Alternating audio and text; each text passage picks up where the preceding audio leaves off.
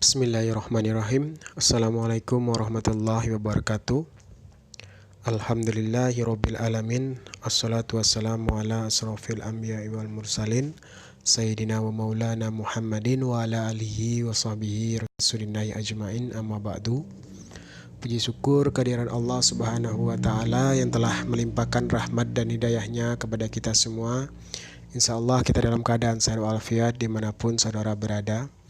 Salawat serta salam tak lupa kita sampaikan kepada junjungan kita Nabi besar Muhammad sallallahu alaihi wasallam yang telah membawa kita dari alam kebodohan ke alam yang penuh dengan teknologi yang kita rasakan saat sekarang ini. Baiklah mahasiswa Bapak semuanya, hari ini kita akan melanjutkan materi perkuliahan Bahasa Indonesia dengan judul Karangan Ilmiah, Ilmiah Populer dan Non-Ilmiah. Nah, materi pada siang hari ini sangat berkaitan sekali dengan skripsi, disertasi, dan ini semua pasti akan dirasakan oleh semua mahasiswa. Salah satu bentuk karangan ilmiah yang cukup populer, ya, kita sering buat sehari-hari itu tugas-tugas dari dosen itu seperti makalah dan lain sebagainya, itu disebut juga sebagai karangan ilmiah, ya. Nah, karya ilmiah ini sangat berkaitan erat ya dengan dunia pendidikan dan juga dunia penelitian. Kebanyakan karya ilmiah yang diterbitkan ini merupakan hasil dari berbagai macam riset yang dilakukan oleh lembaga penelitian ataupun lembaga pendidikan.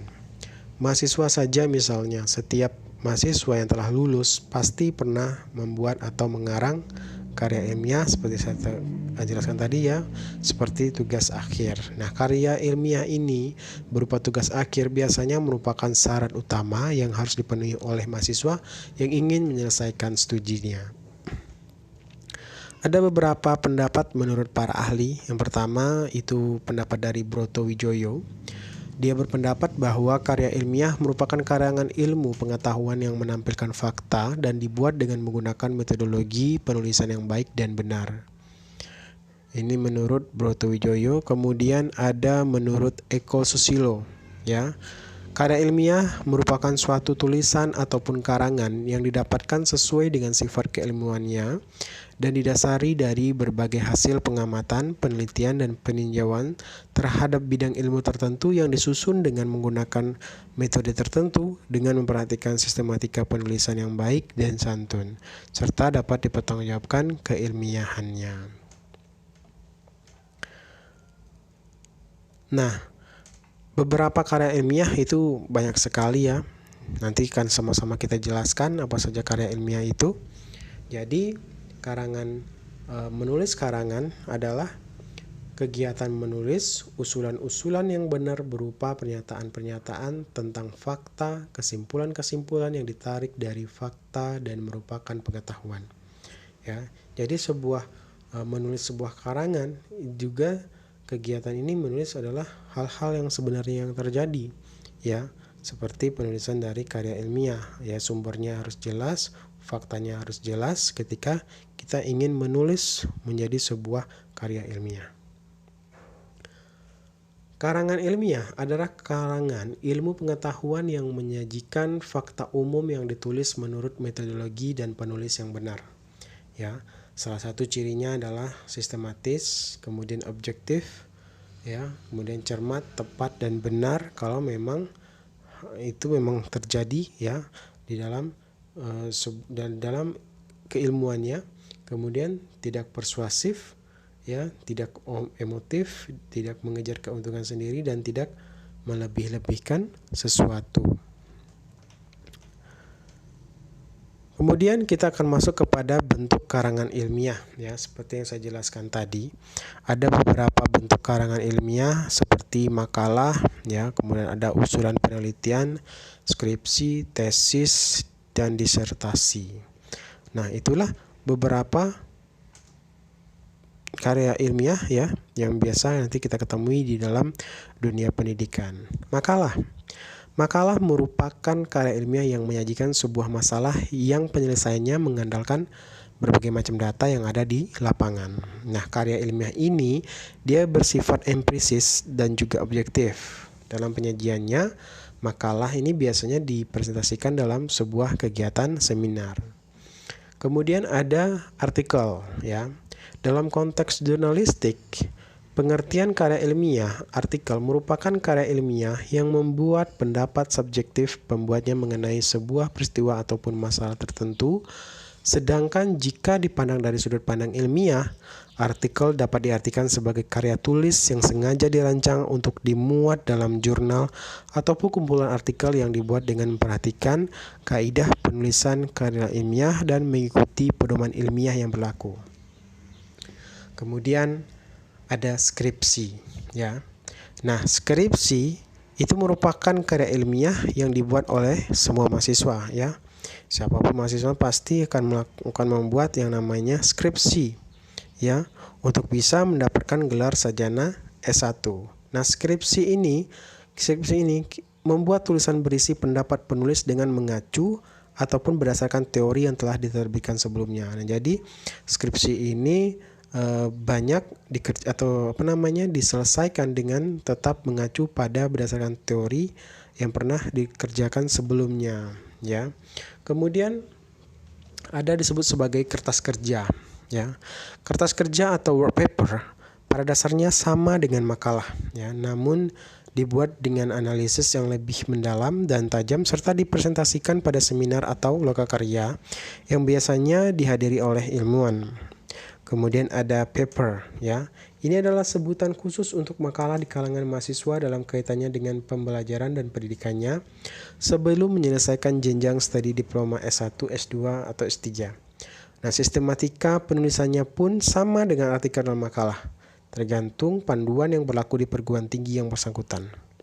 Kemudian ada tesis. Nah, ini adalah karya ilmiah mahasiswa untuk menyelesaikan program studi S2, ya, atau pasca sarjana yang bersifat lebih mendalam dibandingkan dengan skripsi.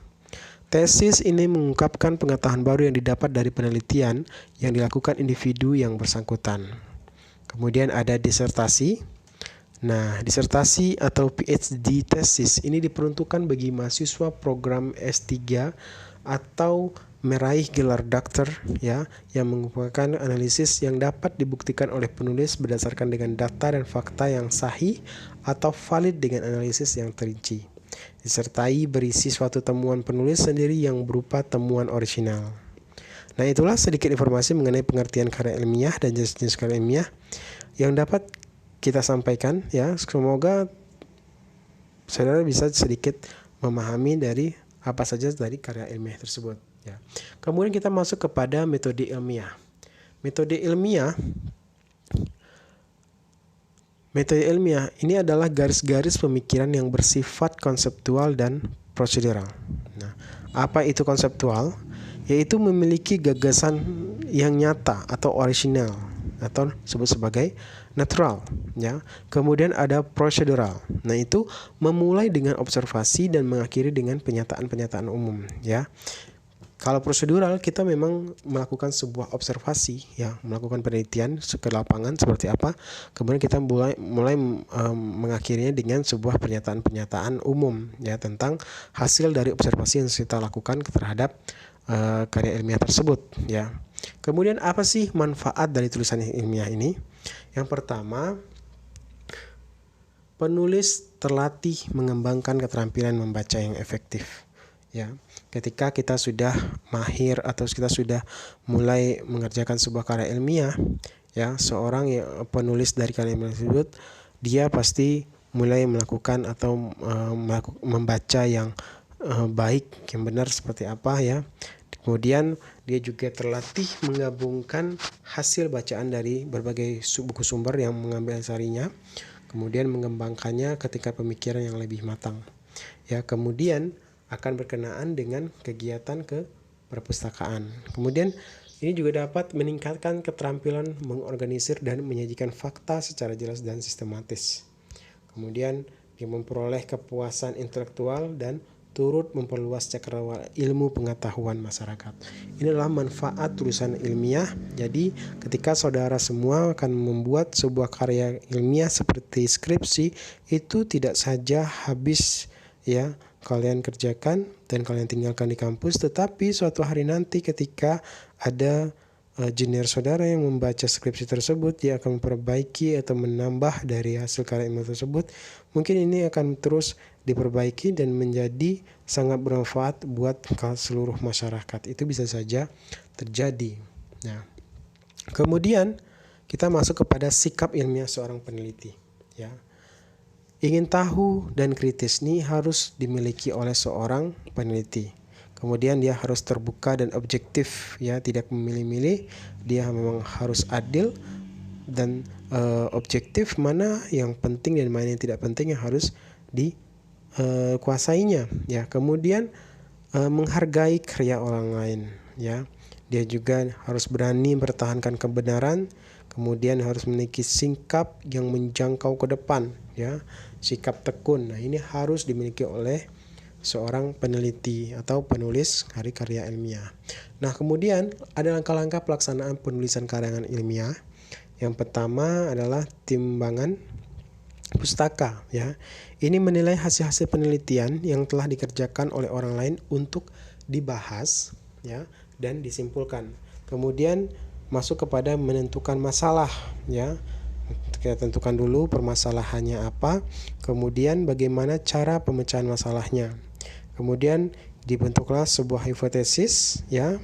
Kemudian kita melakukan pengujian terhadap hipotesis tersebut, dan kemudian kita baru bisa menerbitkan hasil dari sebuah penelitian. Kemudian kita masuk kepada menulis karangan ilmiah. Berikut ini adalah sistematika dan cara penyusunan laporan penelitian. Nah, secara umum, sistematika suatu laporan penelitian yang lengkap ini terdiri dari 3 bagian pokok. Yang pertama ada bagian pembuka, bagian inti, dan bagian penutup. Ya, kita akan masuk kepada bagian pembuka. Bagian pembuka adalah sebuah laporan penelitian lengkap. Ya, ini harus mengandung komponen-komponen berikut ini. Silakan saudara perhatikan, nanti akan saya berikan tugas dan harus saudara kerjakan, ya. Ada judul, ada halaman judul, ada halaman pengesahan, halaman pernyataan originalitas, kemudian ada abstrak, ada pengantar, ada daftar isi, ada daftar tabel, daftar gambar, dan daftar lampiran. Ini masuk kepada bagian pembuka. Kemudian masuk kita kepada bagian inti, ya. Bagian inti ini merupakan penyajikan atau mengkomunikasikan informasi ilmiah yang ingin disampaikan. Pada bagian inti inilah seluruh komponen pendahuluan, kajian pustaka dan karangan teori, metodologi penelitian, hasil dan pembahasan serta kesimpulan dan saran disajikan secara lengkap. Ya, dari pendahuluan, ya, dari latar belakang, perumusan masalah, batasan masalah, tujuan penelitian dan manfaat dari penelitian. Ini masuk kepada halaman pendahuluan. Kemudian kita masuk kepada landasan teori atau tinjauan pustaka, ya. Kemudian masuk kepada metodologi penelitian, kemudian ada hasil dan pembahasan, dan masuk kepada simpulan dan saran. Ini adalah masuk kepada bagian inti dari sebuah karya ilmiah. Pendahuluan menguraikan pokok persoalan. Ya, ini terdiri dari pertama ada latar belakang masalah, yaitu menguraikan mengapa penulis sampai kepada pemilihan topik permasalahan yang bersangkutan, ya. Ini isi dari latar belakang permasalahan antara lain keingintahuan, kemudian ada gejala dan identifikasi masalah. Kemudian masuk kepada rumusan dan batasan masalah, ya, yaitu merumuskan secara detail permasalahan yang akan dibahas pada penelitian, serta memberikan batasan yang jelas bagaimana dari persoalan yang dikaji dan bagaimana yang tidak, ya. Kemudian ada tujuan dari penelitian, yaitu menggambarkan hasil-hasil yang diharapkan dari penelitian ini dengan memberikan jawaban terhadap masalah yang teliti. Kemudian ada manfaat penelitian, yaitu manfaat akademis dan manfaat praktis. Apa yang manfaat yang bisa diberikan kepada ilmu pengetahuan dan kepada praktiknya sendiri di lapangan, ya. Kemudian kita masuk kepada bab 2, ya. Di dalam karya ilmiah itu ada bab 1, bab 2, bab 3, bab 4. Kita masuk kepada bab 2, yaitu biasanya ini adalah landasan teori atau tinjauan pustaka, ya.